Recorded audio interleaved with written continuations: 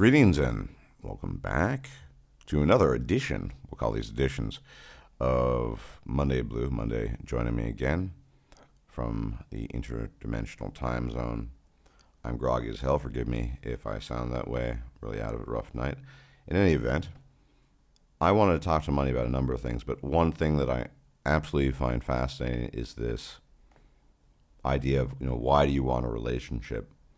Which I suppose on its face seems kind of obvious, since most people, most human apes try to pursue them at least. And Money made a video about that, and I thought we'd start by kind of taking that apart. If someone were to ask you that question bluntly, Monday, why do you want a relationship? What would your answer be?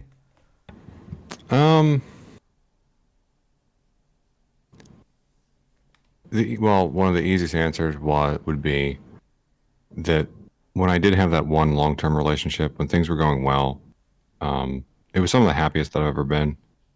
And I found everything else in life a whole lot easier. I found when things were well, I found it was a very uplifting experience.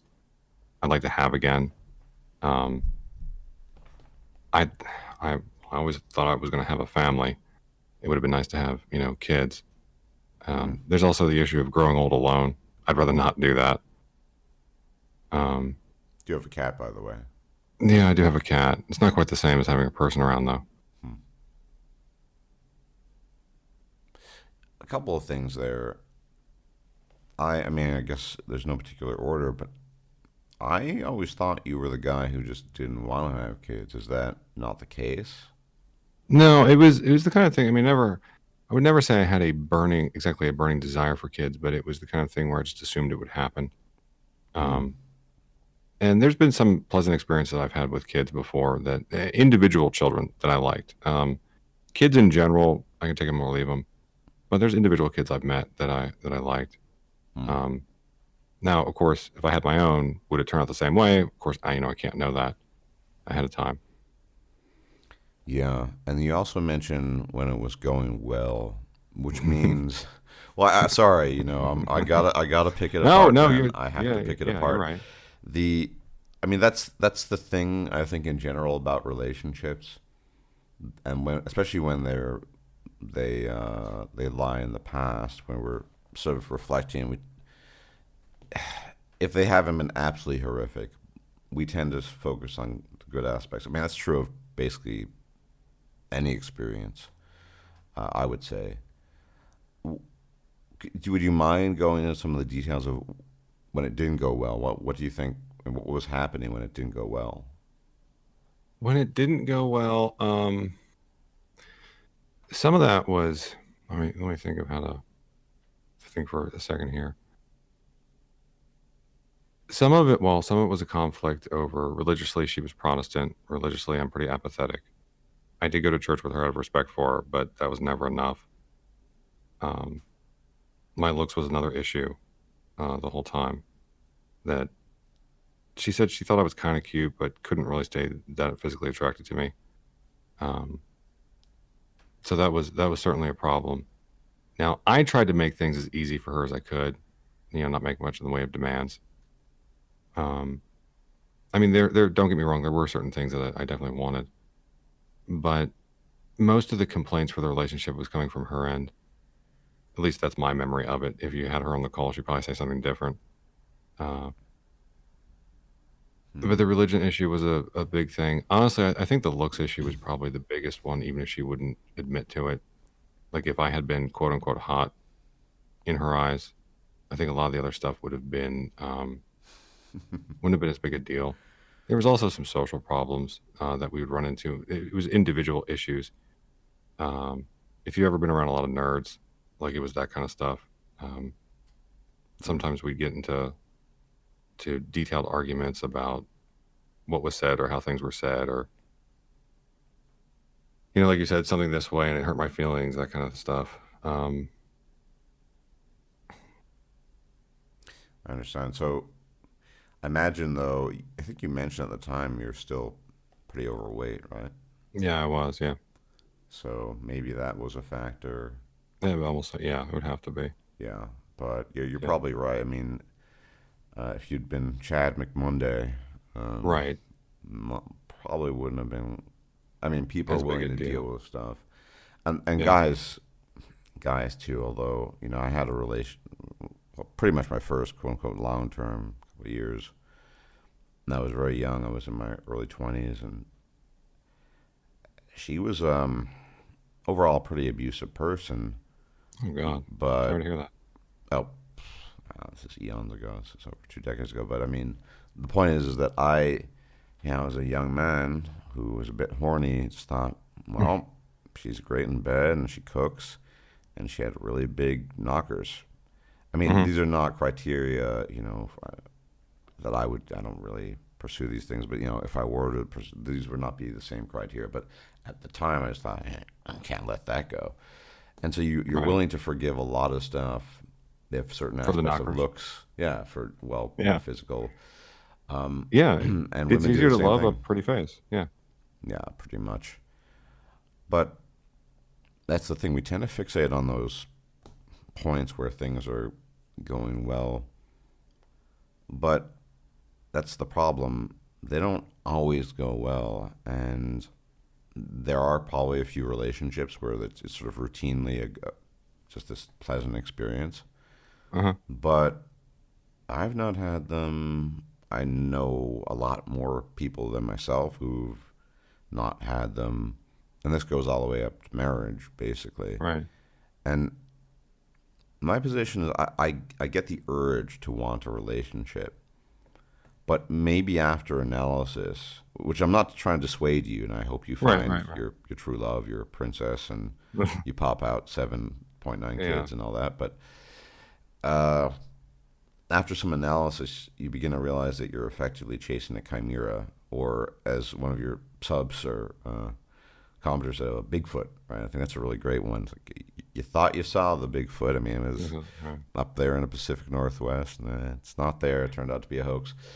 And that's the thing. There could be a Bigfoot.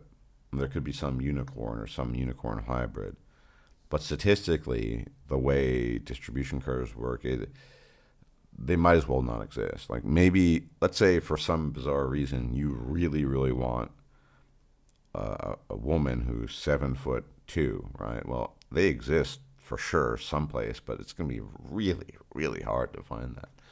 I mean, obviously that's an absurd criterion, but still. Right. So I guess it seems to me that a lot of people who really want these relationships, they're projecting an idealized form that isn't really there, at least consistently, and sometimes it's not there at all. Well, let Um, me let me tell you what I think of it, and I'm gonna also ask you a question because this is gonna be some mind reading on your sure. part. I assume that relationships, whether it's romantic or friendship or even parent-child, like it's natural to have ups and downs with it. And just because you're having a downtime doesn't mean it's the end of the friendship or the romantic relationship, Mm, and that's just normal for like sometimes maybe it'll be really really high, sometimes maybe really really low. A lot of the times maybe up and down around a baseline. That's just how I assume things are. But one of the things I've noticed about, and this is where I'm going to ask you to do mind reading. okay, I I'll noticed try. about women is it seems like a lot of them assume that once you're on the part of the downswing, like it's in danger of ending or there's no way to pull it back up. Where I assume that if you just kind of keep going, it'll come back up on its own. Well, maybe not on its own naturally, but like a downswing in the relationship is just normal. It's not a sign of, or not necessarily a sign of something terminal. Mm, But from what I've noticed of some of the women I've known, and again, I was trying to do mind reading on them. I never directly asked one, and probably maybe I should have. And I'm going to ask your observation on this. Do you think women that when you're on a downswing in the relationship, they seem to think it's not going to pull out, or it can't pull out, or something along those lines? yes, I do, and I've actually talked about similar things in my channel. And I think ultimately it has to do with the two, oftentimes very different ways men and women, quote unquote, love or approach romance. I've Hmm. talked about it. I should send you some links to some of these older videos after this, but I've talked about this in the form of sort of a picture, a portrait. Women, I ultimately think, and I could add some evolutionary psychological points here, but I mean, this is my speculation, informed speculation, that women love, a lot of love is projection. So they meet Mm-hmm. you and they're together with you, and your entire sort of frame figure is outlined by this portrait that they've assigned to you. They've sort Mm-hmm. of painted onto you. And as time goes by, the portrait begins to look less and less perfect. And there are Mm-hmm. cracks and fissures, and maybe the frame isn't that great, and it's just maybe just not as high quality. And what eventually the portraits are moving, and then there's just you left there. And so that portrait, which used to be there, which was not really you, is a projection on the part of women, and that's the main Mm-hmm. point, isn't there. And then she just thinks, because what you're trying to do as a man in a relationship is maintain essentially that projection. I mean, I'm sure there are exceptions, Mm-hmm. but the vast, vast majority of women pursue men, are interested in men as a consequence of their own projections of what their ideal guy is. Whereas guys are much simpler. It's like, oh, she's nice, she looks good, she has nice jugs, even whatever. Right. Isn't Right. this sort of, oh, he can do this? And there are clues to this. Every female I've been together with has, when I ask them, because I've always been inquisitive about this, Mm-hmm. so what is it that you like about me? And they never, with no exceptions, answer that question with qualities that I thought were attributable to my person. Hmm. Maybe something that maybe friends might cite, right? What they would Mm-hmm. say was always, invariably, some variation of the following statement: "I love the way you make me feel." Hmm. Not always identical to that, but something along those lines. Oftentimes, exactly like that. Mm-hmm. And I think that's very telling, and it tells you a great deal about that, what I regard as this projection, that you're not actually the person when they're getting together. I mean, and obviously men can fall in love too, and but with women, there's, I call it sort of pragmatic idealism. They see this guy who can handle himself, and I guess if you look decent, you look good, and all this other stuff, and the picture kind of fades. There are cracks in them, and then it's, well, I guess it's not that great. And I think when you have problems, you know, that's where that different perception interpretation comes into play, because their picture of you is fading. Oh. And the problem is for women, it's a lot of this seems to be irretrievable. I've had a long, long discussion on my channel some years ago about this was like a film. That the relationship is running like a film. There's a start and an end, assuming it does end, Mm-hmm. and sort of a high point. And once that film is done, it's done. Meaning that if the picture is damaged, this projection on sort of in their eyes, you can't repair it. There's no restoration project Hmm. there. It's just kind of done. And then it reaches the point where, and this has been, it's countless, not mine, but other people's relationship too, where it just seems to follow this pattern invariably, which is why I think the portrait analogy is so apt, because that's what it seems to be, a projection of a painting onto somebody that turns out, obviously it's not you to begin with, because you Right. see the Yeah. imperfections and the flaws and or problems, disagreements. It looks less and less perfect, and then at some point in time, you don't even want it in the museum at all, and there's no coming back from that. Typically, I mean, there obviously, exceptions. There are probably some women that don't do this, Right. Right. but they're far and few between, vanishingly small percentage, I would think. I think that's what happens in these episodes. I've noticed it with myself. A lot of other people, you're telling me your own observations here, and that's how I would analogize it. Because yeah, I think women, also based on these statements, very few of them actually observe the qualities that make you, which is why you'll get statements such as, well, "I love the way you make me feel." Yeah, which is Right. kind of a me statement. That's all self-referential. Oh yeah, it is. Yeah, and you have to, and you can say it's the culture, the time, the environment, but whatever. The fact of the matter is, modern women, let's Is just say yeah, that, most women think a that way. lot Yeah. of self-referential stuff going on there, and it's undeniable because you observe it. Yes, anecdotally, I have not conducted a longitudinal study, but having Co- talked to so many guys, I don't Quick, is experience. Wojak online? No, I'm kidding. Yeah, has it been? Yeah, He so is it's actually. no, well, he's probably suffering from his own insomnia. Yeah.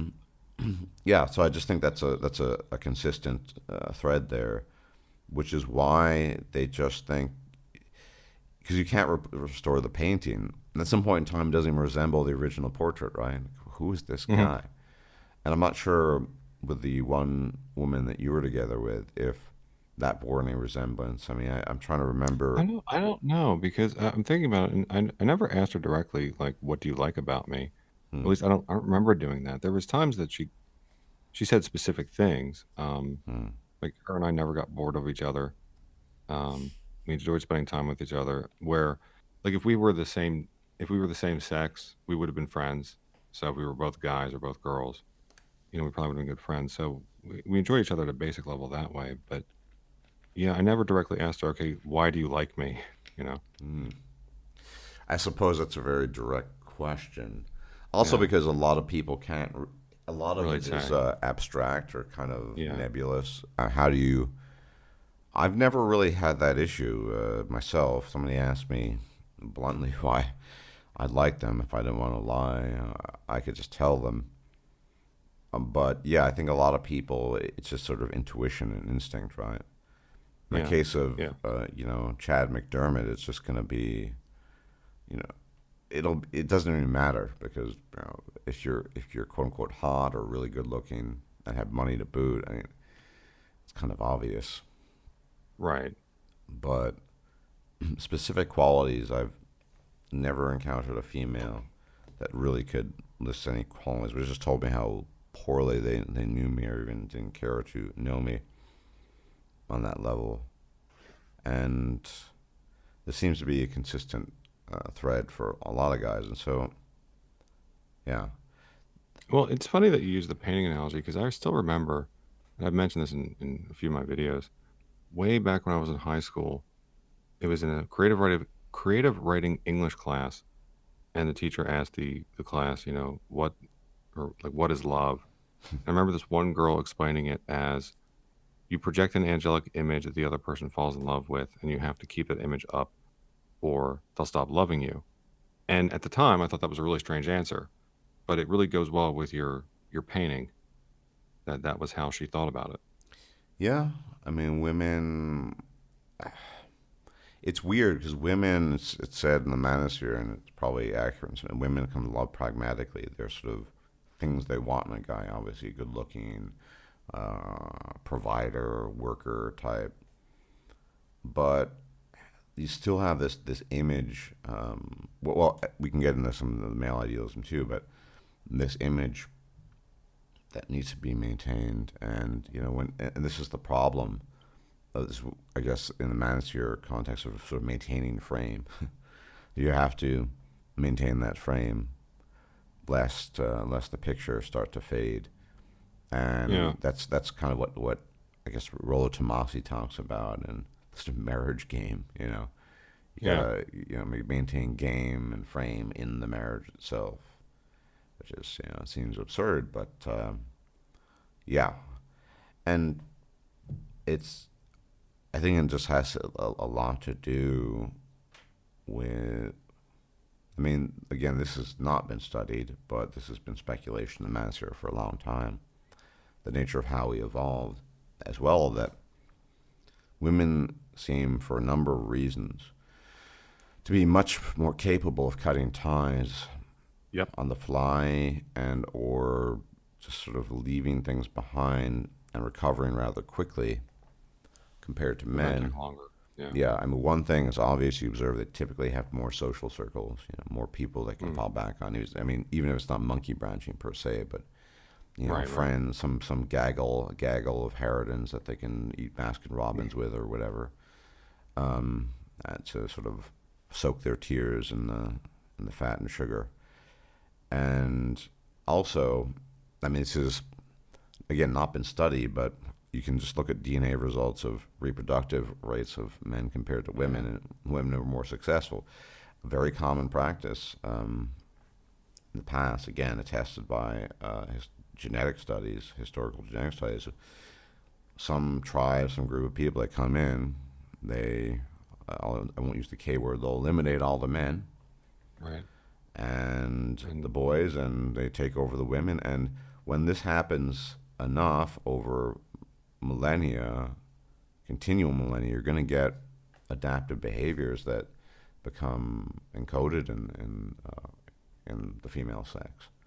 Matter of yeah. fact, I mean, one really good example of this, and you could maybe it's attributable to violence, maybe not, is something that became clear sometime last year, 2018. Geneticists did some studies in Iberia, and in that time there were these various migrations. The Indo-Europeans, some people might know them, different subcultures that branched off from that. About 4,500 years ago, virtually all male lineages of the old lineages disappeared from the Iberian Peninsula Oh at a wow. fairly rapid pace. And there are other instances of this. So yeah, we know that these types of things happened. Also, a video made years ago about the agricultural revolution, where not for terribly long, but for an extended period of time, something to the effect of for every 17 women, one man would reproduce. And what's genetically and archaeologically speculated based on that is that, you know, the farmers were pulling the punte, so to speak, and they were just kind of, you know, gravitating there, and the hunter-gatherer men were losing out. So again, I think this is just a consequence of evolution. They're able to move on. They're attached up until a point, and when that attachment, that tether weakens even slightly, it's just I can just move on, and Hmm. that's how I think how they evolved. It's because if you think about it, it would be a terrible thing from a evolutionary strategic point of view in terms of reproductive fitness, to, you know, be so attached to your former male that you don't, you know, you don't copulate or couple with the new guy, especially if they're quote unquote higher quality or whatever that means. Yeah, I mean, we see something like that in other species. I think is it lions where the Hmm. when a male takes over pride, he kills the cubs. Sure. I mean, this is, oh yeah. I mean, this is Yeah. common in many, Oh, I said said the yeah, wrong word. dolphins do the same thing. They will attack young to coerce the female into estrus. So, I mean, women, yeah, females in general, you could say mammalian females, uh, they would have to be less attached, and human females perhaps more so than any because they're more complex than other mammals. So you have that angle. And modern society definitely accelerates that because things are fast and loose as they are. And Hmm. the other thing that's kind of obvious, there's so many options. If you're a pretty decently Yeah. attractive female, you see the cracks and fissures in the painting. Oh, so Bob's not good, but what about John? You know, he seems Yeah. pretty good. John's not good. What about Dave? He's pretty Yeah. good, Did you yeah. see the video I did from that message I got from the bisexual guy? Yes, I wanted to actually talk to you about that because I've known vastly different worlds. I mean, I suspect all you know, accusations to the contrary notwithstanding in your case, but if you were gay or bisexual, the you know, semi-permanent Malaysia and wouldn't be a case. I mean, you would be pulling a lot of pee-pee at the very Hmm. least, and maybe not necessarily quality relationships, but yeah, clearly male criteria are quite different, and we know this. Everyone knows that evolutionary psychology talk about women are choosier. Yeah. You know, it's enough for most guys, even ones that are quote unquote scrupulous, because some of them less so. Oh, she's pretty. She's kind of nice. I guess she'll make good girlfriend material, right? Right. Some guys are even, worse, like a younger version of myself, or just a lot of guys I know even to this day, little better than lower tier animals. Oh, she's hot, bruh. Okay, it's a good girlfriend. Yeah. Oh, look at those jocks, yeah, bruh. Um, and I mean, just simpler. There aren't. I mean, sure, there's some guys. Oh, it'd be nice if she liked playing World of Warcraft too, and I like this kind of music. But these tend to be subordinated to the quote unquote more important attributes. I would say, and women are just choosier. They have to be. They have a dual concern that males don't have. So that's the thing that about yeah. I mean, the evidence, as you've looked into, obviously women are just as concerned with looks as men are, Mm-hmm. but they also have to worry about a guy's status, i.e., his ability to provide resources, because they're on lockdown once they're pregnant, and then for a while afterwards. The guy's got to Yeah. be able to. So looks aren't enough. That's where you get the concept of alpha fucks, beta bucks, or Mm-hmm. cuckoldry. Um, the optimal solution is get some really hot guy that's pulling mad dollars, sure. But worst case scenario, you mate with a Chad, and maybe you can find some guy who's gonna be. Because I've seen this. I was on Yeah. your I've seen it your too. server. One guy, I was just sort of joking. What are the women like your area? And he's from the Midwest, and he pulled up this profile from OkCupid. It was hysterical. Kind of comical because it was so stereotypical. Pretty attractive, ginger, blue-eyed woman in her late 20s, 27, I think. Single mother of three, with Mm-hmm. some lines about how, I'm not interested in playing games anymore, something like that. And Anymore. yeah, now she's a Well, if hard you're worker. wondering what Yeah. the women look like in my area, uh, here I just sent you a photo. That's from a local dating app. Um, Oh, yeah. yeah, You might want to shop a little younger. Anyway, yeah. um, but yeah, so it's just one of those things. But my contention is there's a lot of idealism that is being projected, and I think I like you a lot, but I think you're Hmm. you're projecting some idealism too, because you're focusing on those highlights or the good times, and we all do that. Right, Not right, just for yeah. women. Um, I don't know if well, because I've had similar discussions with other people before, and one guy's, I said to him, "I'll tell you now, is basically for the ex-girlfriend, for me, all she had to do was show up, be herself, care about me, and fuck me, and I was pretty happy. Mm, Um, didn't take that much, and like I said, her and I got along really well, just spending time with each other. So at least for my demands, I think I'm pretty low on those. But on the woman's end, is she going to want that painting to stay intact the yeah, whole time? Yeah, probably. probably. And Yeah, also, I that noticed you mentioned take care of you. I mean, that's this no concept care for me. of care No, no, I care don't mean for like you, right? just care, like emotionally care for me. Yeah. I Um, mean, you I, know, I don't she want didn't to. have to do my laundry or nothing. No, I don't. Yeah, yeah. But that's the thing. I mean, if you don't, I don't want to sort of break down your personality in the middle of a podcast conversation. But there's a concept that a guy named he's since the late great Barbarossa, male and other need. Depends on how you can rephrase it in a different way. Hmm. But part of the desire I think a lot of males have for female companies is encapsulated in this desire of caring about you. I suspect your mother was somewhat frosty to you. Was it not the case? Mm-hmm. Yep. And in an earlier incarnation of myself, before I sort of, I guess, shrugged it off. I mean, I'd say my mother was somewhat frosty. Yeah, when you get that, when you don't get, I guess you could say, maternal affection, seems to be very common because this is a very common desire men have. You tend to project that and want something akin to that. I'm not obviously talking, point for point, but the Right, sort right. of, cares for you, not, I mean, somewhat unconditionally, like cares for you as a person, worries about your well, that sort of thing. And a lot of guys do it, and the problem with that is, if you're not going to get that from your mother, you're not going to get it from a woman because women are there to size you up and make sure you're appropriate mating material so you can contribute to their offspring. They're not there to be concerned about your well-being and care about you. Because it seems a lot of what you see in a relationship, that is you, Lord Monday Blue, is the possibility to experience that somewhat conditionless care and affection that was not rendered unto you as a child, which is totally understandable. But women don't do that. And to the extent that they do that, it's kind of tit for tat, and it's a lot of it is theatrics and sort of like, I'll go along with this because whatever.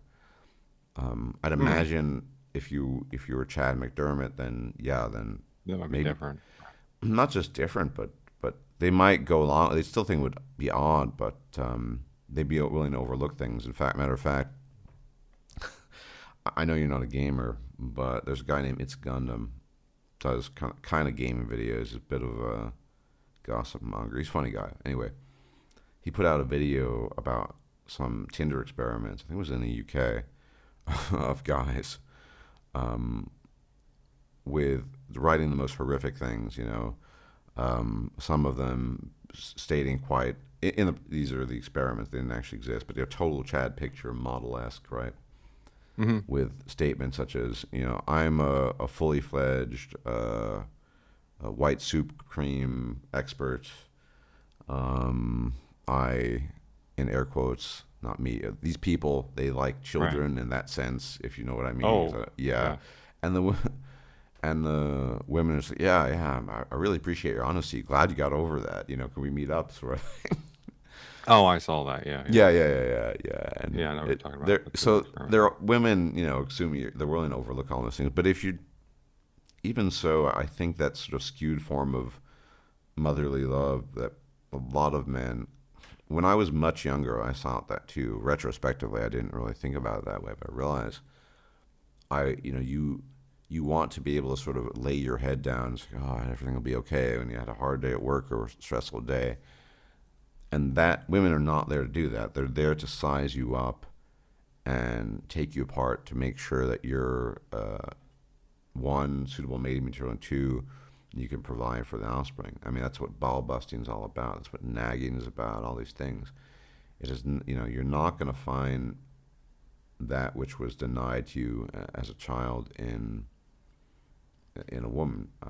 That's Well, just I not how they want to make operate. sure I understand what you're getting at here for Yeah. the caring about that, because I would have thought that, and here might be another thing I get really wrong. I would have thought that if both parties in the relationship cared about the other one, as a person, like how are they doing, like not just the woman caring about the man, but the man also caring about the woman, that in this context of the relationship, you'd end up having better performance of both people because you'd be checking on, like I'd check on her emotional health. She could check on my emotional health. If she's doing bad, I can help her out. If I'm doing bad, she can help me out.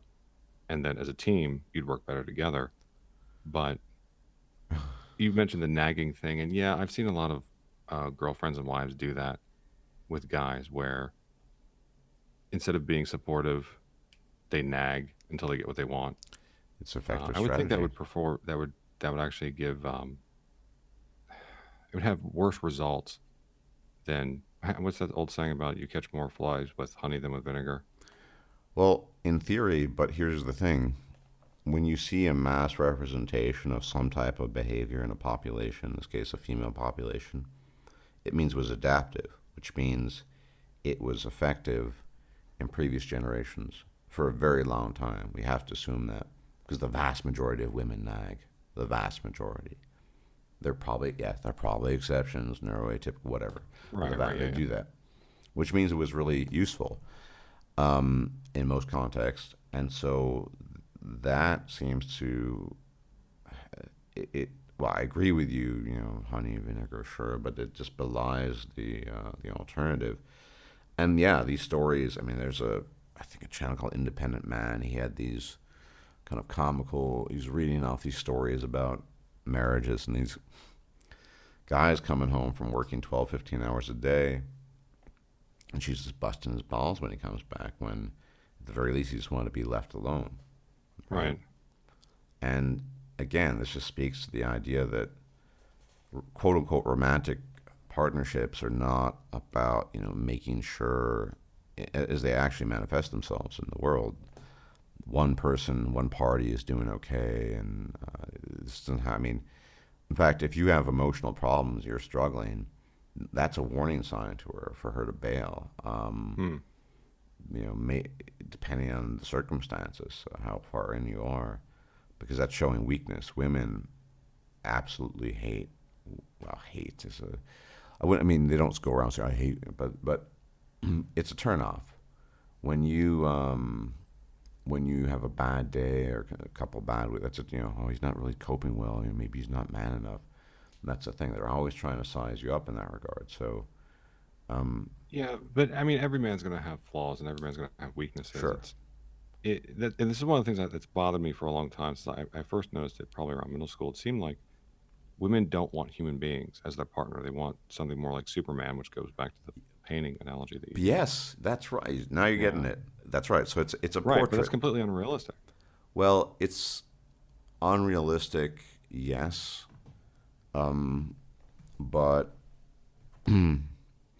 it's interesting because it's unrealistic, What but that's how it works. And the it would one, also make me think that men who are good at lying would do better with women than men who are like men who would be good at image manipulation and effectively lying, or maybe not yeah, necessarily I mean, if lying, but telling an untruth would actually perform better uh, with women like this, well, maybe women like this, a majority of women, or but the majority of women. rephrasing it, I would say, let's say you're, different people, right? Some people wear their heart on their sleeve, as we say, right? And so, Hmm. if you're that type of guy, you're in trouble. If you're good at just sort of keeping everything down and quote unquote maintaining, that's what maintaining frame's all about. It's not showing weakness, not showing your humanity, basically. And the less of that you show, the more, I mean, I don't want to say robotic, but the more you're sort of playing to that image of the portrait if you could maintain it. I mean, Hmm. women have an amazing olfactory sense in this regard. They can smell it, and they can also see it when the cracks begin to emerge. But yeah, I mean, to some degree, that's kind of true. Um, Hmm. but if you're the type of guy that if you have a bad day or a bad couple weeks, um, I mean, I'll give you an. I mean, everyone hates when I bring it up, but I mean, it's like Uh-oh. every day. Well, yeah, but I can't avoid it because it's the most relevant thing to my life, and it's affecting my relationships. So my insomnia. I Uh, was mentioning literally like I had to. I'm still groggy off of meds I took right now, but I mean, this always was a problem because they saw that it is a weakness. Obviously, but they always saw that. Oh, you're always so tired. You don't have the energy. Yeah, and oftentimes that was true. I still try to pull my weight, but it was just they would bring that up and no understanding whatsoever, and any other positive qualities which may have been there were just kind of, yeah, you're just tired, you don't have the energy. So yeah, they'll just home in on these types of. So they're not gonna be very forgiving for things like that if you can't cover them up. Something like that you can't cover up. It's really hard. I mean, yeah, you can't yeah, maybe for a it's day very or hard. two, but it Yeah. goes on long enough. And I seen guys and capable guys who fell into major depressive phases, and I mean, women were out of there, Hmm. and quite frankly, I just think that's the norm. At least these days, it's the norm. Where when the painting begins to appear less than perfect, they're gone, or at least they're going to consider their options. Some of them will monkey branch, some of them whatever. Sure, if you're good looking, they'll tolerate more, but even then, I've seen cases of pretty good looking guys who had mental Had health problems. issues. Yeah, and Yeah. and ultimately those mental health issues were, I guess, outweighed their looks, and the women left. Yeah, I've often gotten the impression that women don't see men as human beings. No. Well, Yeah. the famous phrase is from a guy from over 10 years ago, from the quote unquote golden age, man woman myth. Married guy, by the way, but this is kind of canon now in the manosphere that women are human beings and men are human doings. Human doings, yeah. And it's so true. We don't want to believe that. It's, I mean, who wants to think that? You know, all your value is what you can do. And that's why I like to use the sort of atlas analogy, of shrugging. I said in a recent video that if you shrug, that's the first sign of weakness. But you're not an immortal titan holding the globe on your shoulders, so you will be shrugging. And, obviously, in some cases, if you're a quote-unquote good enough catch, women will make, I wouldn't say exceptions, but they'll overlook some missteps, right? Mm. But generally speaking, you have to maintain things in a certain way. And I think the majority of women, even they'll proclaim things to the contrary, but it comes down to instinct and the behavior, right? By their fruit you shall know them and all that.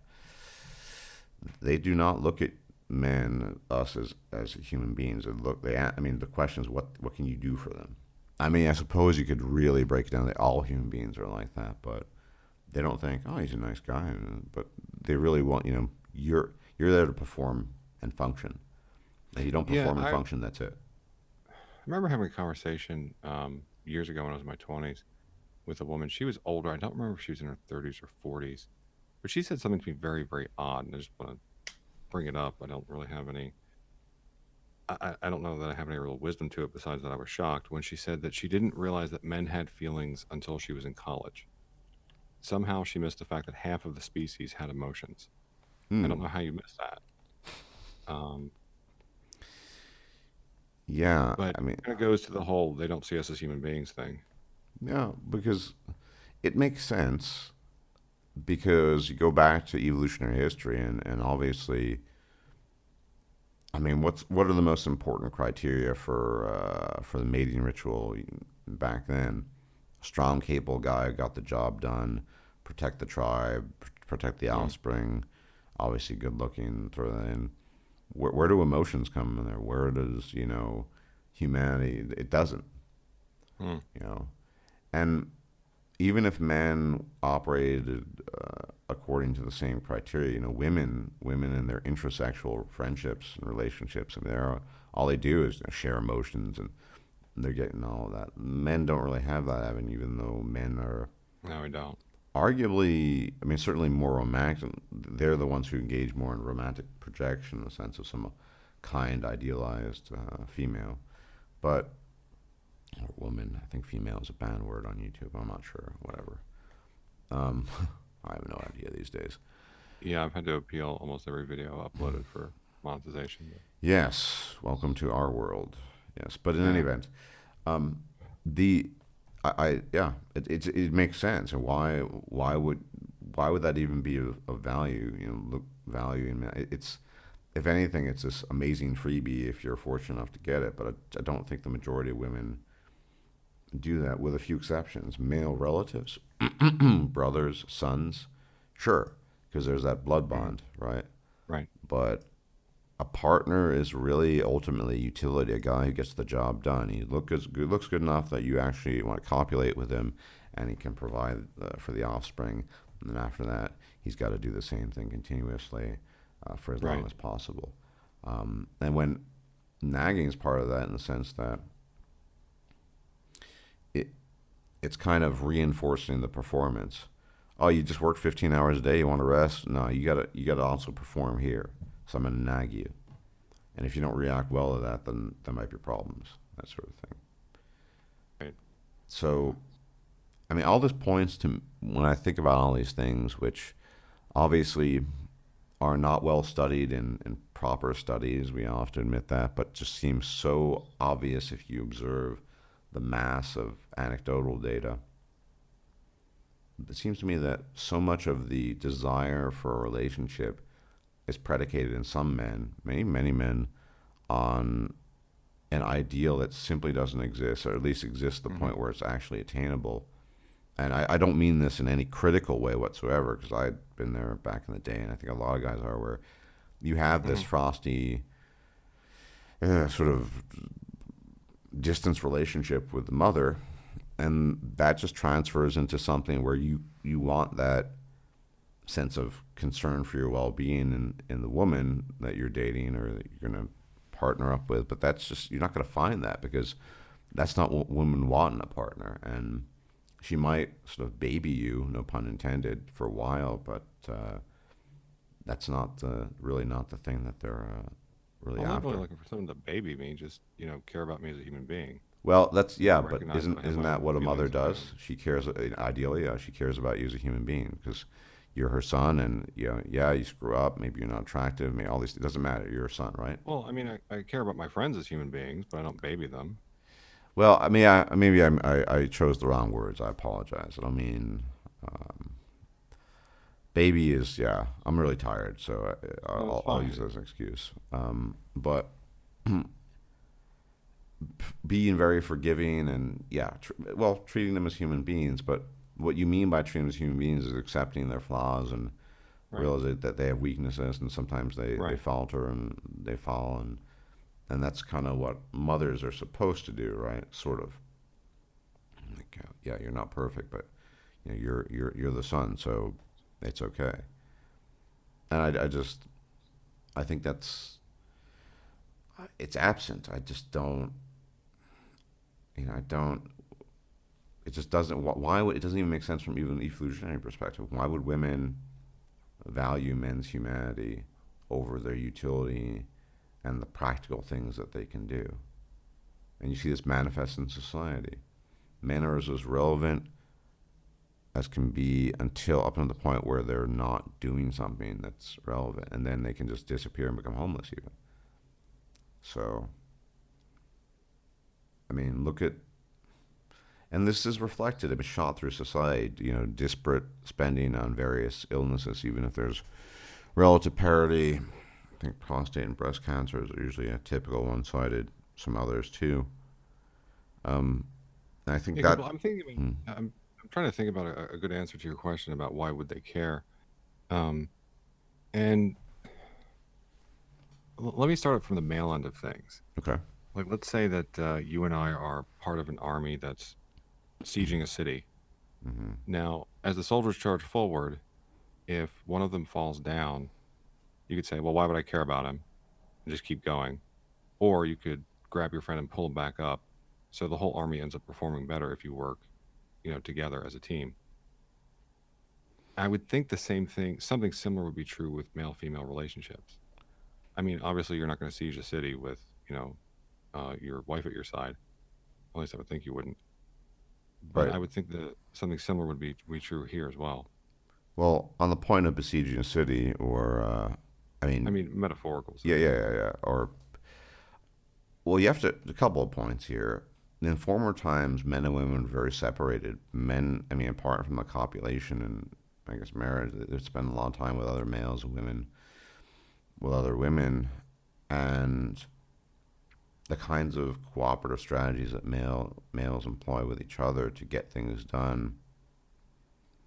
I mean, we just didn't evolve that way. On another point, I mean, yeah, there are these stories, back in the day, women pulling their weight. Yeah, if the environment demands that, they'll do that. But do we live in that environment these days Oh, that yeah. you absolutely have? I mean, so for example, 150 years ago, 200 years ago, you're in a rough spot. If you Hmm. don't pull your weight collectively as both man and woman, you might not make it through the winter. Yeah, I think you're bringing up one of the differences between like city folk versus country folk, where the women out in the countries, like who lived on the farm, you can imagine yourself some farmer woman with a double-barreled shotgun shooting a fox, going after the chickens or something. Where, in other words, they actually did work, whereas the ones living in the city and basically, you know, the comfort of the city has spread to the suburbs and pretty much everywhere else. It's The women, options. It really yeah, is. and Hmm.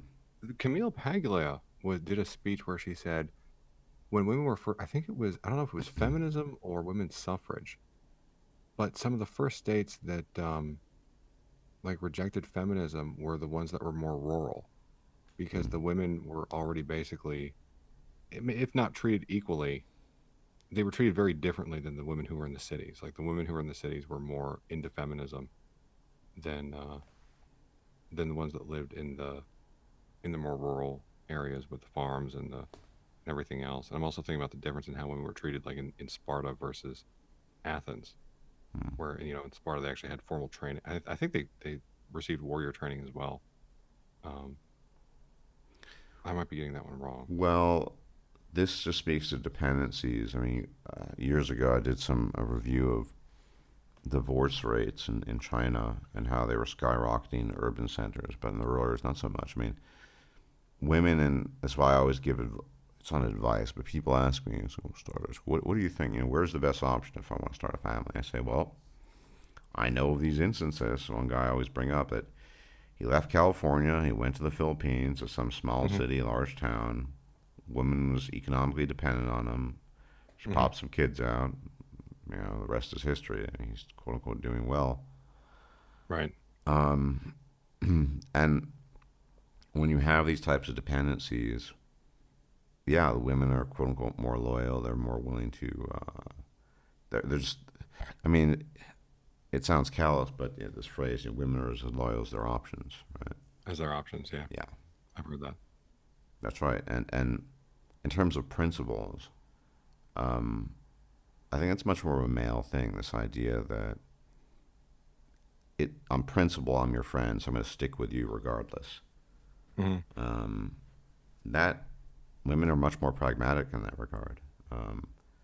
It's the same principle, no pun intended, with relationships. I think it's men will stick through it sort of on principle, women less so. Mm. And modernity amplifies all these behaviors in women, makes it really just almost untenable uh, to for a lot of people. I think this idealism, kind of what you want as an individual, isn't necessarily what's playing out in the world, and then that's kind of difficult to reconcile. Yeah, it can be. There's a lot that I certainly got wrong. I had to change my mind about as I got older. Yeah, totally not to blame for that. I mean, our generation, Gen X, we we didn't benefit from all this knowledge that's on the internet, knowing these things. I mean, Very true. you just Yeah. you did your best. You try to navigate the landscape. It was you did what you could, and no, there were no. You couldn't go online and read about female psychology or what have you. It just never, just didn't happen. Yeah. So you navigated and you tried, but a lot of the stuff you thought was true turned out not to be, and at least for me, it was less. I thought X was true. Now it's not. It was more continually observing things that flew in the face of the desires that I wanted, the outcomes I wanted. Well, Hmm. this this just doesn't map on to this is what I'd like to see, but it never is this way. So I guess it's not, sort of thing. Hmm. And I'm so I get back to the original question. Why do you want to be in a relationship? I mean, it totally makes sense if the relationship is confined to one's own projection of what that ideal might be. Right. But do you? I mean, Do I look around me and see women that could make that possible? yeah, among other Yeah. things. Yeah. Yeah. I haven't. Well, I mean, in general, I don't know if you saw my dating history for like what I tried with online dating, but that did not go very well at all. So it's not like I have much in the way of options for even dating someone. And hmm, I guess I can't even get to step one where I attract them to get the first date. So getting to the later stages, that's nothing I would really be worried about right now. Hmm. That's Because I just to recap for the listeners, and if they didn't know, for online dating, and this pretty much reflects my experience in real life too. I I took a bunch of photos of myself, wrote a profile, sent it to two lady friends to get approval. Which photo should I use? What order should I have them in? Tell me, is my profile okay? How should I change it? And I used the photos they suggested and changed the profile how they suggested. And then I posted it to places like OkCupid, Plenty of Fish, Tinder, Bumble, and some other smaller sites too. First year, I got 3 first dates off of OkCupid that didn't really go anywhere, but it's probably a normal experience for most people. Um, and they were just regular average women. I wasn't holding out for the hotties. Second year, at the end of that, Tinder sent me a message saying, sign up for our premium service and we'll show you the 3 women who swiped right on you. Now, when I was doing this, I would sit down every day between 9 and 10 p.m., usually around 9 to 10. But I'd stay there for an hour, swiping or sending messages. Usually by the end of 3 or 4 months, I would either get a message from the swiping apps saying, we're all out of people, come back tomorrow to see new members. Or I would get, I'd be sorting, like on OkCupid, you can sort the profiles differently. I would sort them however I could. And I would I would open the profile to send them a message and see I had already previously sent the person a message. And when I was doing it, since I was sitting down for an hour every night, I would actually think out what message I was going to send them. And yeah, so 3 first dates in 2 years and 3 or 4 women swiping right on me on Tinder was as good as it got. So for the rest of the stuff that would be nice to have, that almost sounds like pie in the sky at this point. Yeah. I have to say, though, you have some really nice spiky hair, just when you Thanks. style it that way. Um, yeah, which just leads me to the question, is if it's an exercise largely in futility, is it Yeah. worth the expenditure of energy? Yeah, I mean, I don't do it all the time. Mm. I'll go in bursts because sometimes I'm just like, okay, I can't. Or I mean, honestly, I'm at a point where because of such a long-term failure for me, I don't know what I could try that I haven't tried 1,000 other times. You It, know, like the whole get involved with hobbies and meet people, and like in that conversation I had with Wojak about how he said that apparently it's normal for friends to help you find a partner and for you to refer yeah. to. I didn't know that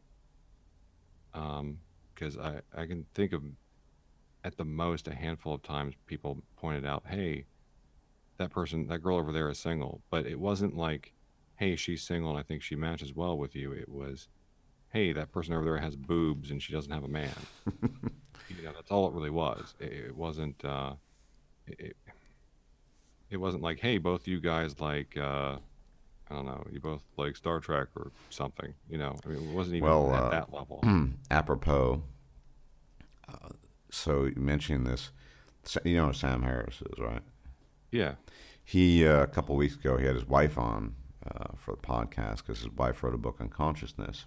Uh-huh. And they were a lot of things were interesting in that. You might want to check that out. Not least of which for the discussion of consciousness, but the dynamics between them. And he reveals that their marriage, their coupling, was the result of a mutual friend that had observed they both were profoundly interested in the question of consciousness. And it started off in a sort of friendly. They just spent hours talking about consciousness. Mm-hmm. And she, I guess, initially rejected him. Eventually, they get together, but Mm-hmm. you have that sort of friend intervention there. Right. Yeah. And Like that doesn't even happen for me. right, yeah, and it also speaks to something I want to talk about that when you're a multimillionaire like Sam Harris is, Mm-hmm. because his mother was worth tens of millions writing sitcoms in the 70s and 80s, and he's made millions. Oh, I didn't know that. Um, oh yeah, his mother was a well-known kind of sitcom comedy writer person. I mean, if you don't know Mm-hmm. about Sam, he literally took 10 years off. He kind of interrupted his undergraduate studies to go hang out in Nepal and India with yogis and gurus learning meditation. I mean, I, yeah, not a care in the world. Wow. Yeah, came back, finished his undergraduate, then got a PhD. No money worries. And so, yeah, this is another thing I keep on bringing up, but it's really relevant because you need to talk about it, is to differentiate successful outcomes. When you have no financial worries whatsoever, when you never have a concern about what you should buy because it's just all affordable. Hmm. Then you can sit around with your wife and have conversations about, you know, consciousness or whatever. All right. It allows. This is the great filter, I think. I think of marriages in particular. I know that I don't know their data on relationships per se, but I would assume that successful relationships lead to successful marriages. So there's probably that continuity. That a lot of this, I think, does come down to increasing disparities between socioeconomic classes or Mm. these other dimensional beings. And it was so apparent in this conversation that Sam Harris had with his wife Annika, where they don't have a care in the world necessarily. I mean, but the conventional things most people worry about, like paying Right. bills and what have you. Um, and I've noticed this in other people I've met. This one guy who is very wealthy, got married early, has kids, and everything's functional. And I tell him about the other world that he doesn't know, and he's never heard of this or he's never heard of that. Hmm. He doesn't know any people, for example, who came from single mother households, whereas I know tons. Oh. This sort of thing. Yeah, I've heard that. I think Jordan Peterson said something like marriage is more for the upper class now, for the way things are going. It absolutely is, and the stats back that up. There are fewer Yeah. divorces. There are more intact families. It typically is the two-parent household. Um, Not many single mothers. All this stuff. So it's becoming, yeah, really something for not even upper, just this elite class of people that just don't worry about certain things, and money is the biggest one. Mm. These people, they don't, they worry about bills, don't worry about the shopping list, and just whatever. And they Hmm. worry about having to play golf with their father-in-law in some cases, but that's the worst. And sure, I could imagine where a life or an existence where you don't worry about money at all. Yeah, then you can really just focus on everything else, the quote unquote Yeah. relationship dynamics, deep conversations about consciousness. Sure, but it's because you never worried about money ever. Mm. That's a huge, huge factor. Now, of course, you probably need to get there first. So, I guess meeting a woman, that's why I mentioned how Sam Harris was ultimately introduced to his wife, Annika, by Hmm. some mutual friend who both observed that they were interested in consciousness. And that was a springboard. That sort of thing is, I think, exceedingly rare. I also think in this newly emergent, well, it's not it's just more it's more stratified than it's ever been. So I'll say this newly stratified socioeconomic class that these sort of cocktail parties as a metaphor. You meet friends, and that's just much more common Right. because those communities are more intact. They live in the same neighborhoods. The kids attend the same schools. It's all safe. Right. That sort of thing. It's just much, and there's a human phenotype or a pool of a phenotype that they all share, and so it's much easier to interact. Whereas everyone else are kind of in the Wild West, like that OK Cupid pic that guy sent me, that single mother. I mean, Oh yeah, the single mom. it's Yeah. it's completely different world, and I'm convinced that this stratification will become greater and greater and greater, and they're already something like other dimensional beings, as far as I can tell, and I don't see it getting better. That's going to get worse, and the rest of the human species in the U.S. is going to just be in various degrees of dysfunction. One above all, of course, relationship dysfunction, Yeah. but general Unfortunately, social I see dysfunction. the ghetto and the trailer park spreading everywhere. Yep. And in Yeah. places like San Francisco and LA, there are these crap apps, as they call them, where um, they alert you to the location of human fecal matter, so you don't have to step in it. Hmm. That's And ridiculous. ridiculous but true. I didn't believe until Yeah. I thought someone when I heard about this first. I thought, oh, this is a joke, right? Nope, it's real. Yeah. And yeah, these are the first signs of the well, Hmm. not the apocalypse, but and Things all falling these apart. Yeah. problems are just completely unknown to these people. I get glimpses of it just listening to. Well, yeah, I mean, I get some of these guys. I call them podcast intellectuals. I was listening to this guy Eric Weinstein on Joe Rogan, Hmm. and he's talking about he wants to help people, and people are leading lives without meaning because science has, I guess, decoded so much of it. But he wants to bring it back, but he wants to make it real and tangible. So he doesn't want to, I don't necessarily go back to traditional religion or um, aliens and conspiracy theories. And he's a Hmm. mathematician, I mean, he's incredibly Smart intelligent. guy. Yeah, I've seen him. And he starts talking about octonians, which are some weird number classification. I never heard of it before. And then I'm start looking it up, and I'm seeing all the notation. And this is the guy saying, yeah, octonians. That's gonna give people a sense. I mean, Eric, you do No. realize you're a super genius mathematician, and that most people couldn't, even if they spent hours, couldn't even read that notation. I mean, this is what I mean. These people, Are very wealthy, disconnected. high IQ, they're so disconnected from everything else was going on the ground. I mean, some of them have good intentions, but I call them sort of podcast intellectuals because they're just, in the case of Harris or Weinstein starting it, they don't have any inkling of what's going on for the rest of people, whether it comes to relationship dysfunction. I mean, he's married. I think he's got 2 kids. Or Weinstein. It's everything seems fine, and so he can sit back and think about his mathematical problems or the octonians and how that's gonna change the world. And mind you, I think we need people like that. We need people to Right. have Yeah, the we do. brain power and the leisure time to do these things. But it's the thing about former times where there's an interconnectedness between, this is just because of economics, whether it's feudalism, mercantilism, whatever, that, you know, you can just be some, I guess, theoretical mathematician and some quantum fund, hedge funds hire you and you can just get millions of dollars just for your analyses.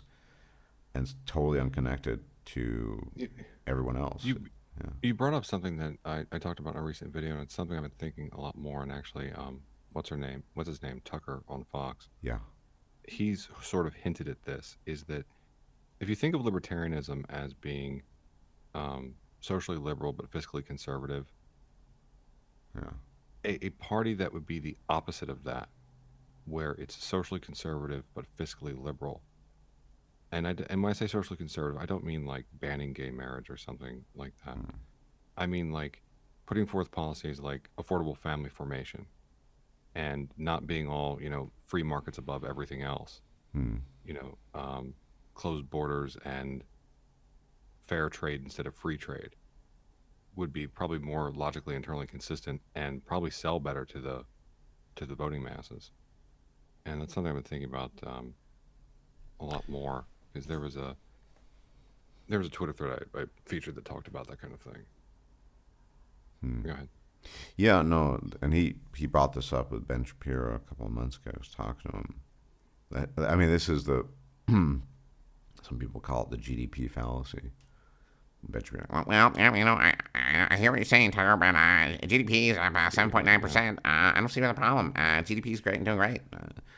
and there are a lot of people. I would be inclined to agree that realize that GDP isn't everything. It's not a great metric, Yeah. and there are other things, and that would probably appeal to people. But there's no incentive, and part of that, what Charles Murray always brings up, and I bring him up, and I'm sure my subs are tired of hearing about this, but the disconnect that is coming to being because of the stratification is so great that these people, these other dimensional beings, living in Washington or New York suburbs or whatever, they don't.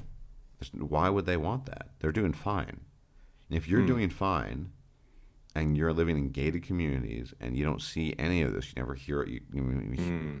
Why would you Yeah. care? Yeah. Don't Yeah, rock the boat. Don't change the system. yeah. I mean, Everything's if you're fine. up Yeah. on some mountain in Shangri La where everything's great and there's there are fruit trees everywhere. Life is great. And the bottom it's war and horrible, but you're 15,000 people. Why would you care? I mean, Yeah. it's totally optional. I mean, you could care. Well, yeah, I guess I care about these people, but that's what they're doing. I mean, these people, they live in gated communities. They live far away from, the rest of us. Hmm. We're sort of human trash to them, human refuse, indistinguishable. So you do pretty well. I know you're a professional. You do well, but you're not really that different from the guy not doing that well because you're not Yeah, part of I agree. their. Yeah, I'm not in the upper class, Yeah. definitely. So yeah, I mean we're just human refuse to them. Worst case scenario, best case scenario, we're these creatures that I guess you could observe and see Like sometime. cattle. Yeah, like, okay, but you're living up on the mountain. Why on earth would you care what's going down the foot of the mountain or even further away? I Right. cannot.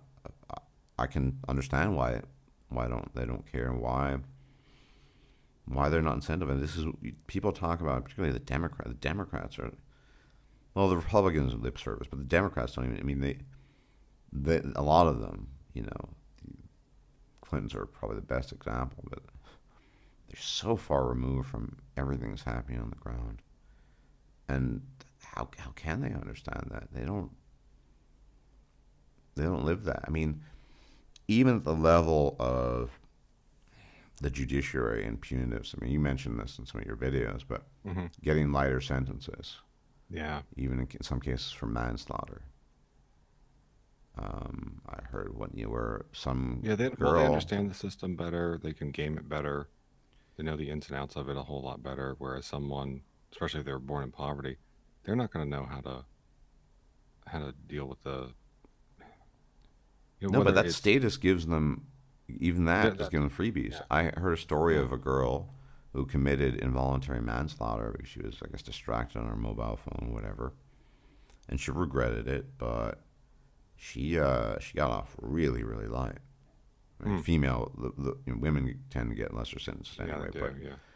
but yeah, even so. And what was that story you told that a sub of yours mentioned about the guy whose teeth got knocked out, and then Oh, they just flew him yeah. over to the super surgeon who just put on And his then yeah, glistening back white like the next teeth. week he was back in school, like everything was fine. Yeah. Yeah, and then he was utterly useless, but then his parents just turned him into a photographer or something. Oh yeah, yeah. He was useless in school, didn't pass his Yeah.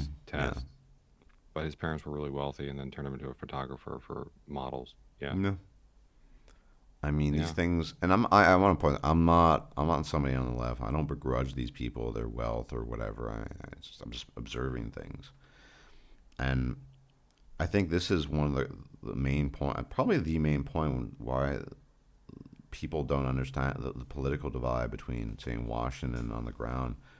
People never were shocked by the whole Trump thing. I mean, see, Trump, this is what's different about Trump.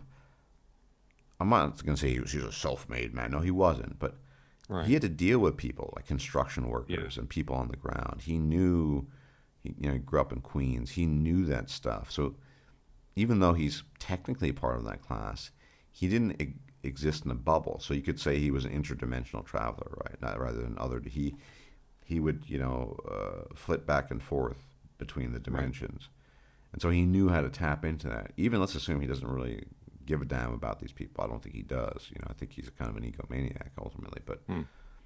still, you could go back and forth. These other people, they don't have access to that, and why should they? I mean, they care. These people are throwing tantrums about Trump. These are the same people like Sam Harris who are just living in a complete bubble, totally cut off from.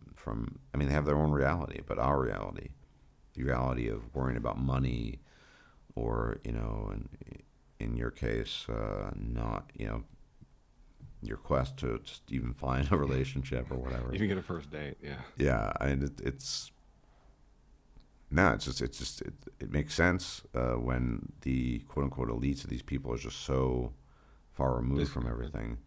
Yeah. And the problem is, it's going to get worse and worse and worse. It's not going to improve. It's not going to iron itself out. I see no evidence of that whatsoever. So the question now, I think we're literally living in interesting times on every front because so much of the social dysfunction you see, I mean, whether it pertains to relationships, obesity, drug addiction, take your pick. It's all in the virtually all in the bracket below those that the 1% or however you want to call them, whatever you want to call them, and that's the thing. I've kind of made my peace with it. I just think that this is going to be the norm, and phenomena like FA or MGTOW, whatever. I would I mean, there are probably exceptions. I don't think you get FAs or MGTOW. Well, that's a banned word. That doesn't matter. Whatever. This is what YouTube's got us doing. We're kind of thinking, Talking about German white playing supreme and hopscotch with your own tongue, trying to figure out what you're supposed to say. yeah, But in any event, a lot of men go. I don't think you find them really in the 1% because you wouldn't need to go why your would own you? way. Yeah, A lot of guys, for example, that go their own way, were average, above average looking guys, worked hard, whatever, but they know that the divorce court would probably roast them, or they're in a really dangerous position. Women are unreliable. I mean, you don't really, when you're worth tens of millions of dollars, you're not going to worry about that very much. It's the social media is different, and the FA thing I think is probably vanishingly small in those social or socioeconomic classes as well. yeah. You might get a few people here and there, like maybe someone who's like severely autistic or something, but who has problems with relationships. But you're probably right about that. Yeah. So I think that's one of as far as functional, really, and on every front. I mean, this obesity epidemic in the U.S., you're not seeing it in the multi-million dollar families too much. That's true. Yeah, It's affliction of the poor and the the middle poor. class, Yeah, primarily. And these are just many indices of say social ills that point to not a collapse. I don't think that's the thing. I mean, people are shocked when I say this because there are a lot of people, maybe almost for romantic reasons, that talk about a collapse or their accelerationist. All the evidence I see points that this is just going to go on for decades and decades, and it'll get worse. But it's just going to sort of yeah. I've seen some people make the argument that if things go sideways in America, it'll probably look more like the troubles in Northern Ireland did. mm, And yeah, that seems to me be more of a realistic model for a lot of different reasons. Um, you know so yeah, I can see social decline, and then you have a bunch of guys who are like, "Hey, I got nothing left to lose." Um, yeah, Or my point is always we still live in a time of abundance. So yeah, people are obese, they're addicted to drugs, they're alcoholics, but hey, they can go down to the shop and pick up their Doritos and their frozen pizzas, and they're all good. hmm, A real upheaval was always preceded by dire existential yeah, circumstances that don't seem to be. I mean, it's possible, but present. seems very unlikely, increasingly unlikely in this sort of abundant society we live in. And and the good thing is you're sort of the chronicler of this, sort of. I mean, Sort of. you chronicle your life. You're a commentator. Um, I think that's It'd what. be funny if I'm famous because of historians one day. Well, Thanks, guys. Send back some girls in time machine, please. Thank you. yeah. But do you think? I mean, do you think that is there? I guess I worry about you Monday. I worry that Uh-oh. no, not no. I mean, you're obviously a well put together guy with nice spiky hair, but when you Thanks. style it that way, but it's just How should I put it? Could you? I mean, I realize that sort of that aspect of not being complete. This relationship. Could you just imagine embarking on some new project or hobby that had nothing to do with that, and just putting at least the active thoughts on the relationships on the back burner for all the reasons we discussed? Because it seems to be the last Bigfoot sighting you had turned out to not even really be a Bigfoot. I mean, I think she was wearing, based on what you told, those hoax feet that people have used to leave the impression in the Yeah. ground. Yeah, so Yeah. Well, let's say I don't know what it would be off the top of my head, unless things do go sideways in America. Um, at which point I think I wouldn't have much of a choice as to lead a very different life than the one I have, because Mm. all of my experience, I'm trying to be careful because of YouTube, but all my experience with the left is that the way they're acting now is the true face of the left. Now, of course, any liberals who are listening to this might say, "Hey, that's not accurate." And I've certainly met leftists who were honest leftists. I've met the dope smoking hippie types that are absolutely harmless. Hmm. Um, and I've met other leftists who are horrified as to what's been going on. But whatever you want to call them, the radical left or whatever else. One of the reasons why I showed my face on my political channel is my experience with those people is they're not going to stop until they're stopped. They're never going to leave us alone. They're going to come for us all anyway. I mean, maybe if you keep your head down, you might get eaten last, but you're still getting eaten. Mm. Um, so it's the so yeah, depending on what happens in America, like I said, I might end up leading a very different life. I don't know exactly what that would look like. Um, but Well, I agree with your, I you mean, know, they have to be stopped. no, no, no, no, no. I guess maybe I miscommunicated. I am exhausted. I Sorry. meant more the pining for the ideal relationship sort of thing than Oh, not any of the political stuff. I agree with you that. oh, I thought you meant. Well, I was gonna say if I was doing something very different with my life and not paying attention to relationships, that would probably be it. That would severely distract me, I would assume. Ah, okay, okay, okay. Yeah, yeah. I mean, this thing happened in Portland. I don't know if you're allowed to talk about that, but With Andy. yes, Mm.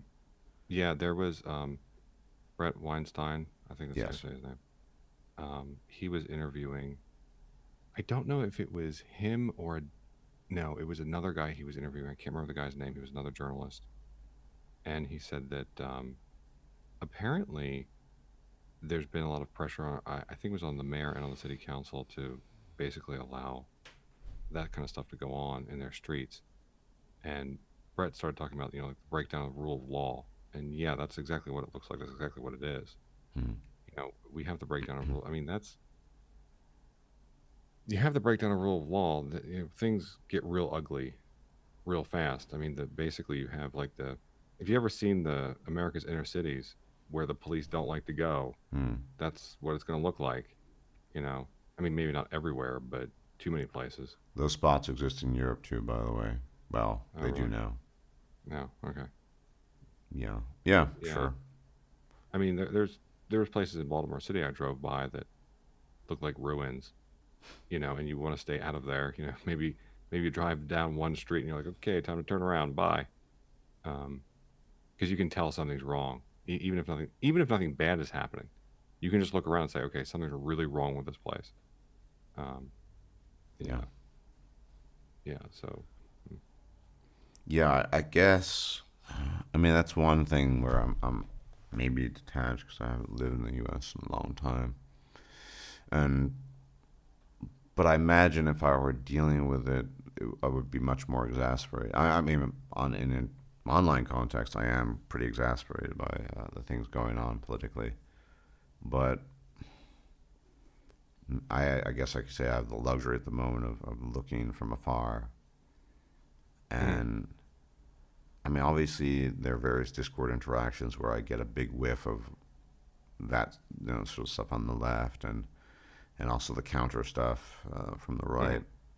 So I kind of know what some people are thinking, but part of me wonders how representative any of that is of, I guess, reality I, on the ground for most people. yeah, yeah. I don't know. Well, if you saw that Joe Rogan, Brett Weinstein, or not Brett, Eric Weinstein, Yeah. recent podcast, he talked about how the extremes Yes. are pushing the middle and how the middle is too cowardly to stand up. And that's the real problem is that, you don't need a majority of people to cause a whole lot of problems, and I mean, I mean, if you took a head count, probably most people would be against what's going on in places like Portland. Yeah. But you know, but a dedicated minority can dominate a majority. I mean, effectively, that's what the police do all the time. It's not like the police are a majority of people. They just have the law behind them and a lot of equipment and training and all that kind of thing. And they keep law and order in most places. And same idea with political extremists. If they're dedicated and organized and well funded and all that, well, they get to have their way. Yeah. Yeah. That was a good point that Eric Weinstein made about the middle is kind of, they just want a Yeah, hands-off approach to these things. the middle's probably. I would think the middle's probably horrified by the whole thing. They're like, "Oh my god, I just want to stay away from this." And yeah, But I mean, do you encounter this stuff in your day-to-day life politically? Sorts. a little bit. Sometimes when people talk about politics, they know more than I was expecting them to. Like for them being quote unquote normies, um, they seem to be a little bit more aware than I realized. Um, like they realize that red states are being flipped blue because of mass migration. Hmm. That Democrats are pushing for one party state. Um, some of them, I'm trying to think how much I should say. Some of them would recognize that they think it looks like it's a communist takeover as to what's happening or what's being attempted to happen.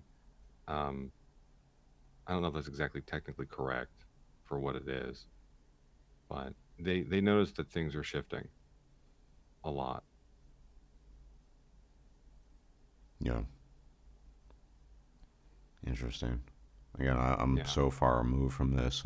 remove from it. Yeah, Most of no, my filter comes through the internet, and I'm just not sure if it's an accurate reflection of what's happening on the yeah, I ground. don't know. Yeah, I don't know. I mean, they were older people, but they were, like I said, they seem to be a bit more aware than I was expecting them to be Hmm.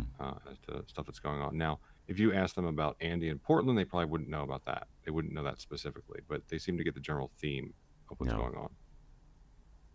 Hmm. I'm wondering if they're just really worried under the surface, but they don't voice those worries much. Could be, could be. Yeah.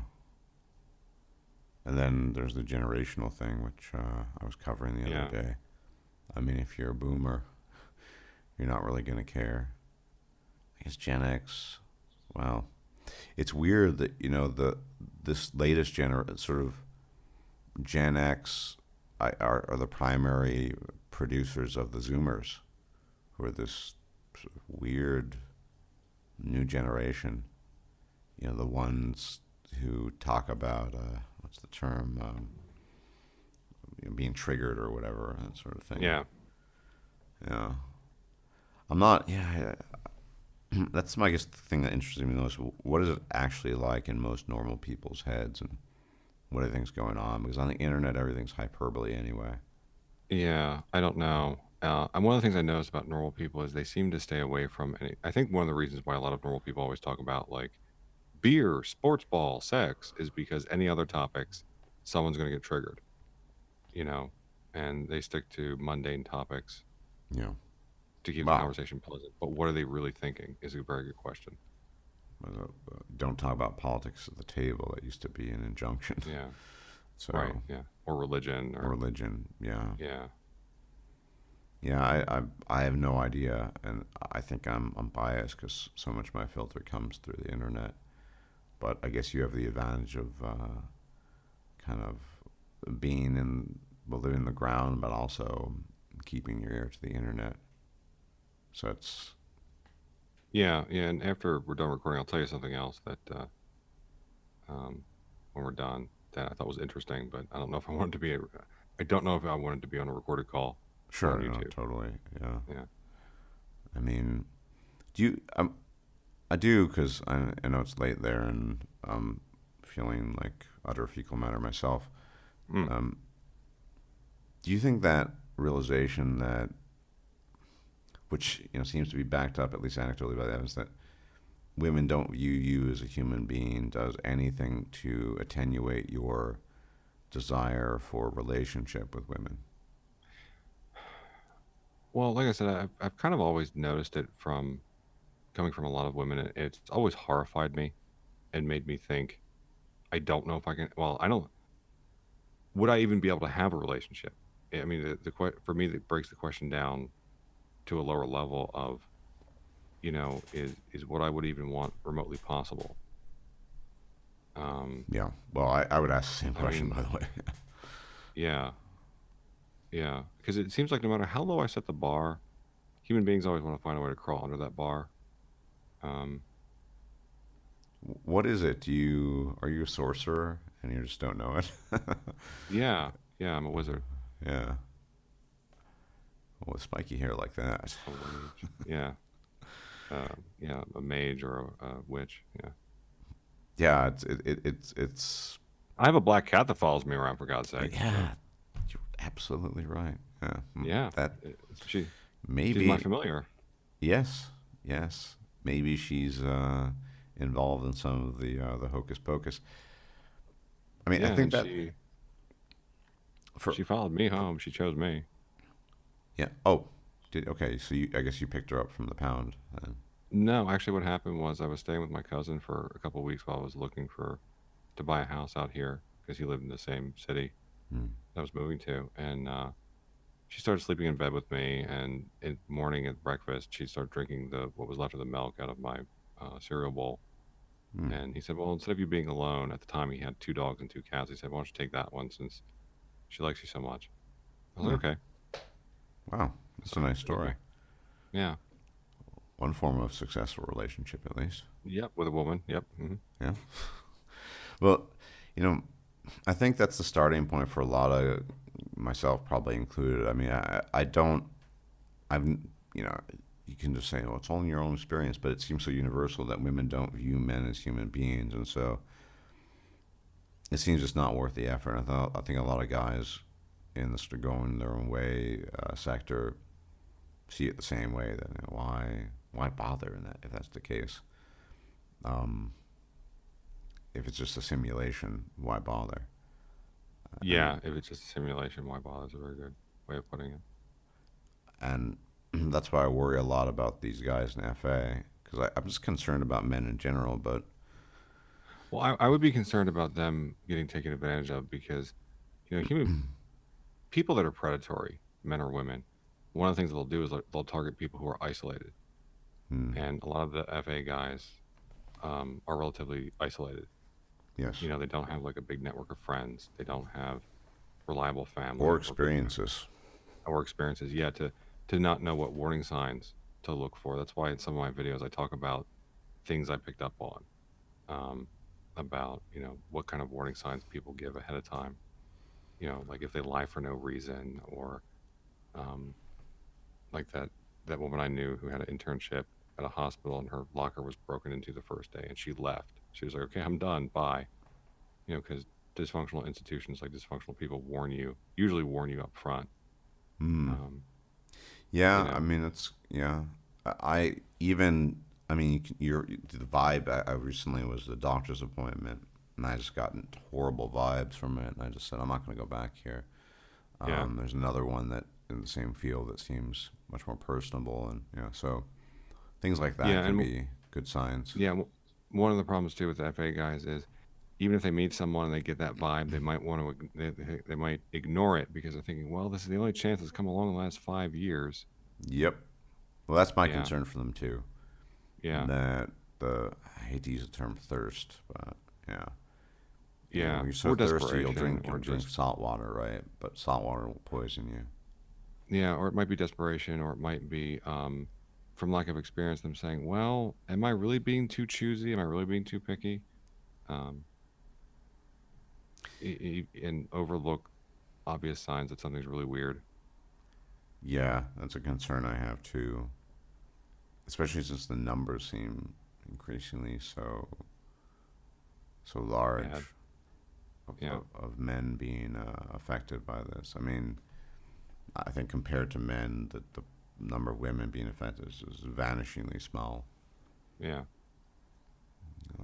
And yeah, however you want to put it, desperation. If the opportunity presents itself, they might just leap at that. And then one thing, I just think that's just risky. It's like you're starving, you see just some food, any food, you have no idea where it's been or how long it's been outside. And there are risks with that.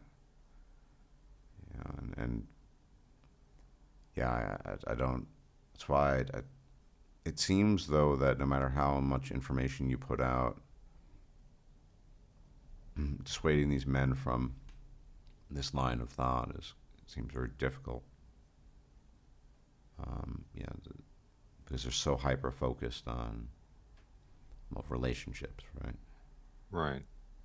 Yeah, it seems like a difficult way, and I'll say something that might be, I don't know if this will be controversial or not, and it's something I've noticed. I don't know that I could back this up with any numbers, and I wouldn't even know where to look for them. But one of the things I've noticed was that the kinds of people that seem to be able to form long-lasting relationships, from what it seems like they meet their partner somewhere early in life, like maybe late high school or in college, and they start dating them then. Now, the ones I personally knew, and I can only think of off the top of my head, let me think, 1, 2, maybe 4 or 5. They usually got married around the quote unquote right time in life, so mid to late 20s. But they started dating that person somewhere in they found that person started dating them like late teens, or maybe like 23 at the oldest, and then they're just off the market. They're just gone. Yeah. And then we're dealing with the rest of women. Yeah, I mean, there are definitely. I mean, you just look at some correlational data. The more partners you have, the less likely you're going to have a successful marriage. Marriage, yeah. And that is sexual partners. Yeah. That seems to correlate with that. Thing is, too, right? I'm guessing it's more personality that's driving it. Is my thought is that whatever the personality characteristics are, that these people can form these early relationships and just stay with them, and the low number of sexual partners, it's probably some personality trait that's driving both of those things, would be my guess. Well, sure. I mean, that's part of it, and I mean, people don't like to entertain this, but promiscuity is sort of single mother. That's a reproductive strategy. I mean, there are different ones. It wouldn't exist if it weren't successful. Yeah. It's just that the thrust of society up until comparatively recently was for people very young to couple, irrespective of whether or not they were good pairs, and just I guess struggle through it, even if it was not always optimal. Everyone had to sort of follow that as essentially as a role model, and then religion, of course. There's a guy named Dave Ramsey. He's a sort of financial advisor. I don't know if you know him. He's kind of a Southern guy. It's funny. I think I recognize the name. Yeah, and he's very religious, and so he's always bringing up, the covenant between God and the people, and they have financial troubles, and if you believe in a higher power, I guess that can be a sort of intervening factor too, because you think somehow God has mandated this marriage or this relationship, and so you got to sort of push through regardless. That sort of thing. There are definitely a lot of factors, but the whole most people don't really do that anymore. No. And ironically, it's funny, but in the elite class, it seems that, or maybe not so much more common. Meeting in high school or whatever, or, early 20s, and then that's it. Yeah, they just stay together. Pretty much. And like I said, they usually get married at the normal time in life, but they just partner up real early, and that's it. It's over. Yeah. They're off the market, and shit for the rest of us. I suppose I mean, I guess this is my own bias, but I simply cannot fathom what that's like to actively want. No, nobody believes me, but I just maybe because I've spent so much time analyzing. Do I want to be the performance beast again? Not really. Oh, right, yeah. Not really. Yeah, well, if you didn't have to be a performance beast. I'll say for the record. Look, I'm not categorically opposed to the idea of relationship, Mhm. but I see this as sort of Bigfoot unicorn, like some percentage of Bigfoot unicorn. Sure, if there were some women that wouldn't fundamentally change my lifestyle, didn't penalize me for my health issues, was pleasant to be around, didn't cause more stress than I already have. Yeah, well, why not? I guess, right? But Right, right. that's the whole point of Bigfoot or unicorn or Oh, whatever. I mean, unicorn, it's yeah. just that probably, if it's extent it exists, I'm not going to find it by searching. And that's kind of a waste of energy that we might be better funneled elsewhere. That's my view, at Mm, least. I'm not opposed to the idea if that existed. mm. So that didn't fundamentally. That's the other thing. I mean, we old folk, you and I, you get accustomed to a certain lifestyle. Yeah. Living alone as what the old term bachelor, whatever. And I don't know if I'd radically want to uproot that, but I think it's very common for people to just think that relationships are a cure-all for everything, which is a big. Last year, for example, about a year ago, I Hmm. decided to take a different avenue approaching my medical. So I went to see an endocrinologist, private one, paid through the nose, got the works done. Everything was all sort of normal range according to him. And then I mean, he didn't say it in so many words, but he basically said, get a girlfriend. That will fix their problems. Basically, what he said. He didn't say it in so many words. But, I understand you live alone, and if you have no partner, and it's not though, not in my experience. I think, and this is a trained medical professional. A lot of people just think that even these guys thinking if you get a girlfriend, that'll solve problems. But the other thing you mentioned, I mentioned that there are these guys in these marriages that are barely tolerable. In fact, I've read these stories and heard these stories from men that they can't wait till Monday rolls over. They can spend another 15 hours at the office away from their wives. Yeah, I knew guys like that when yeah, at the office place. It's sad. It's sad, but unusually common, Yeah. and those should be red flags for possible outcomes. I mean, these are the guys who did things right. I just want to say that you're doing okay Monday, even without the relationship. I mean, you're doing all right, more better than many. Yeah, and I made yeah, I talked about that in one of the videos about the difference between how did I put it? Like fixable errors and unfixable errors. Mm-hmm. Yeah, Like having the child with the wrong woman. I Um, know some guys like that. Yeah. yeah, I know some guys like that too. It's really sad and heartbreaking.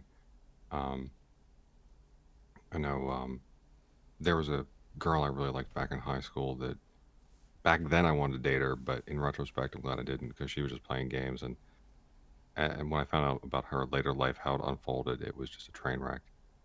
Mm. Um, now, I mean, if I could go back in time and watch me and her again, like would I get a very different read off of her? Because at the time I thought she was a great girl, but in retrospect, I realized that the fact that I completely missed that she was going to turn into a train wreck, which means I missed whatever warning signs she was giving, because pretty much everyone gives some kind of warning signs, means that even if I hadn't gotten with her, I probably would have picked someone else and turned it into a train wreck with that one.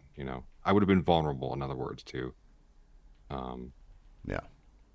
yeah, Yeah. So in a lot of ways, if you look about it, you dodged a bullet. I mean, sure, you yeah, don't I have a did. relationship, but you're doing okay. You got nice spiky hair. You got a nice cat familiar. You Yeah, have two growing and successful YouTube channels, yeah, and you're a lord of IT. I mean, that's a lot if you think about it. yeah. Yeah, it is. And I just started my e-thought career with a Twitch stream.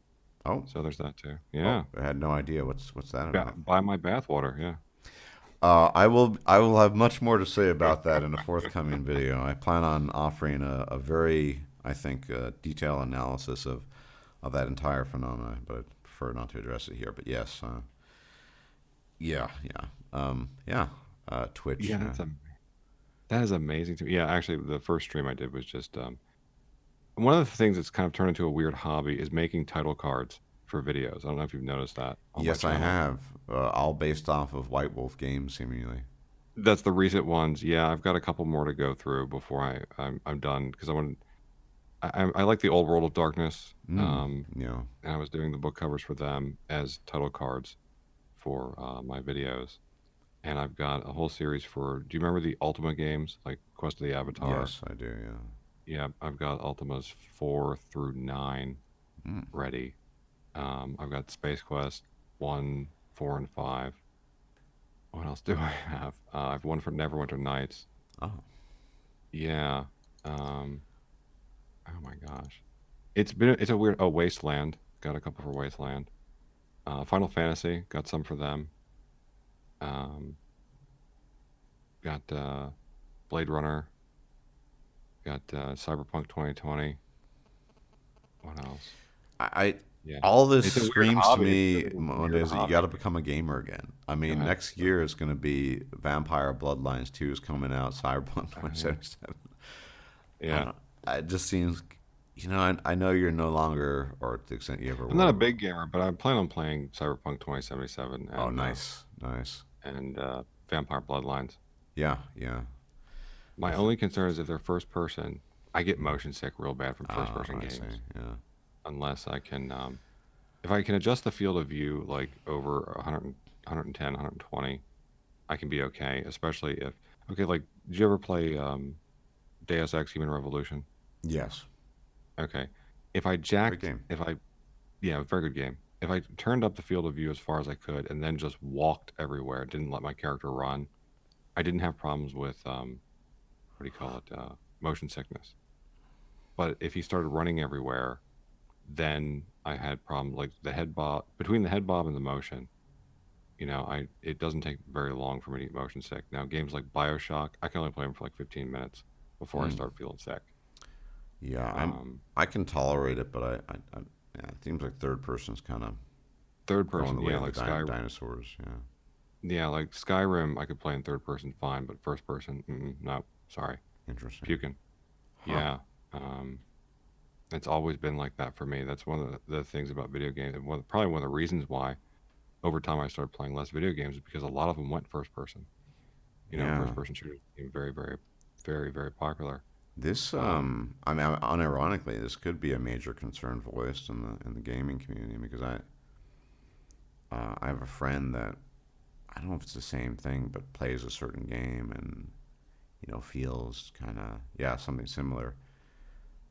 I'm wondering how common that is actually. I I don't don't. I know. mean, I kind of whatever first, third. I prefer third, but Yeah, same. that's not the trend. So yeah. No, it's not, unfortunately. And like I said, it's one of the reasons why I don't play video games as nearly as much as I used to. Hmm. Is because a lot of them went to first person shooters, and I mean, like all of the Call of Duty series, all the big Battlefield, all the big popular ones. I can't do it. I can't even watch someone else do it. I've literally stood in Best Buy, near a big screen TV while they had one of those FPS games Mm. running, and I would watch it, and I'm like, okay, gotta turn away from the TV. Can't watch that because I was getting sick from doing that. Wow. Well, Yeah. I don't know if that's a blessing in disguise or, Well, but yeah. I mean, I won't end up wasting a whole lot of time doing that kind of thing. yeah. There is that. Instead, you will do more productive things like Yeah. the dual Monday channels. Yeah. Exactly. Well, I'm probably going to collapse soon, but I still have the whole day to get through. So I'll thank the audience for joining me and thank Monday. He's always a great guest. Thanks. Check out his videos, especially the ones where he has this spiky hair. It's pretty impressive. And I'll check you guys out later, assuming I'm still alive and all that jazz. Bye-bye. If you liked this video, please like, share, and subscribe. And if you enjoy my content, please consider making a donation or becoming a patron. Thanks for watching.